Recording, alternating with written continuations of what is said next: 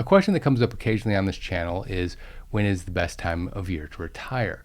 This is a channel, of course, about retirement, so it's a logical question to ask. The answer is a little bit more complicated than you would think, although it's not complicated for one individual. It's a complicated question if you're answering the question for 300,000 people, for example.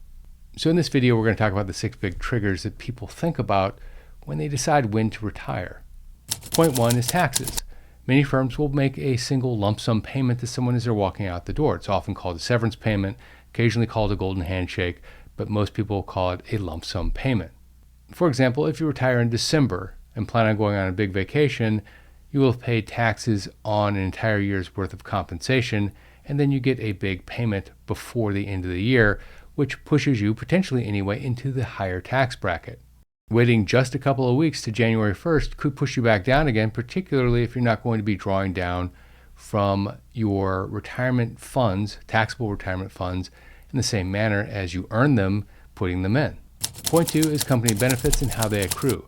Do they accrue over time or do they accrue at a point in time?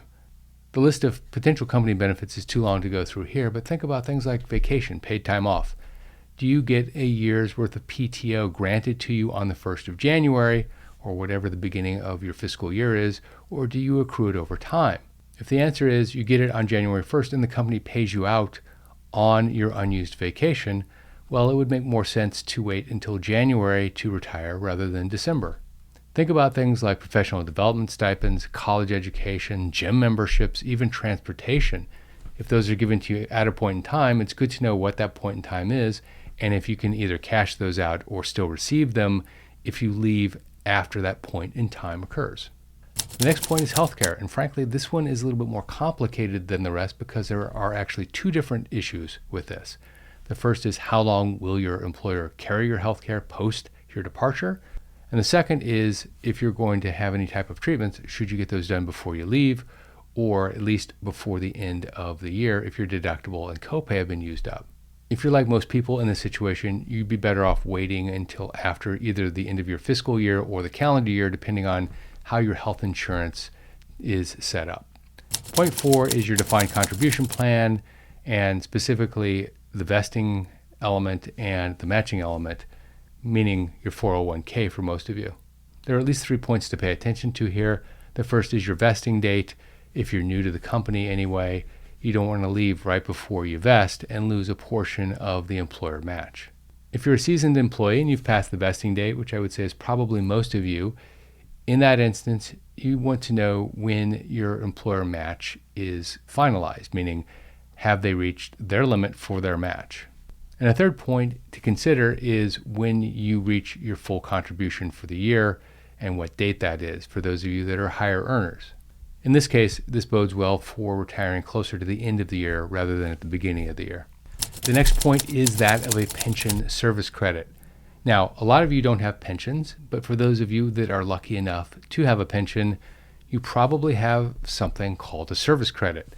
Now, what this simply means is at a point in time, you have achieved a certain number of years of service. And the more of these years of service you have given to the company, the higher your payment. Each plan is unique and you'll need to read your company agreement, but it wouldn't be unusual for someone to get an extra year of service simply by working 1 day past their anniversary date. For example, if you started with the company on January 12th, 2002, and you retired on January 13th, 2025, you could conceivably get 24 versus 23 years of service simply by working that 1 extra day. But if you retire on January 11th, you get 23 years of service, not 24.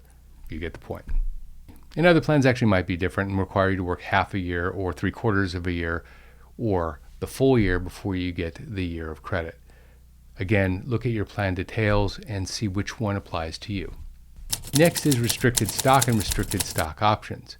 Now, this only applies to about 5% of the workforce, frankly, but if you're one of the 5%, this is supremely important to you because more than likely it's a big part of your compensation. Restricted stock aligns the interest of the company with that of the executive receiving the restricted stock, but also it serves as a deterrent for that same executive to leave the organization and go work for the competition.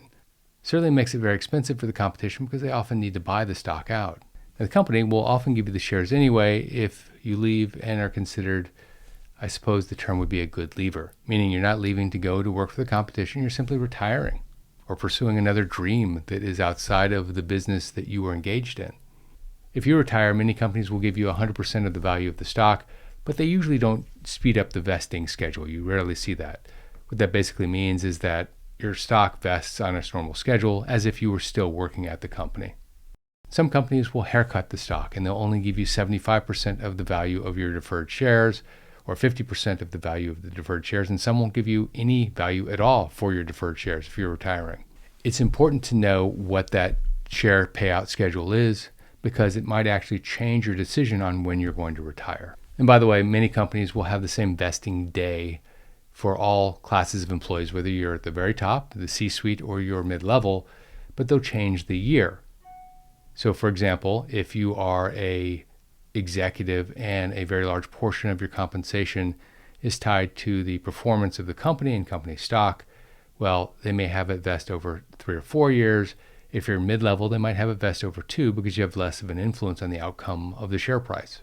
If you like this video, please make sure that you click subscribe. It helps support the channel and allows us to continue to build good content for you. This is Jeff Schmidt. Thanks for watching, and I'll see you on the next video.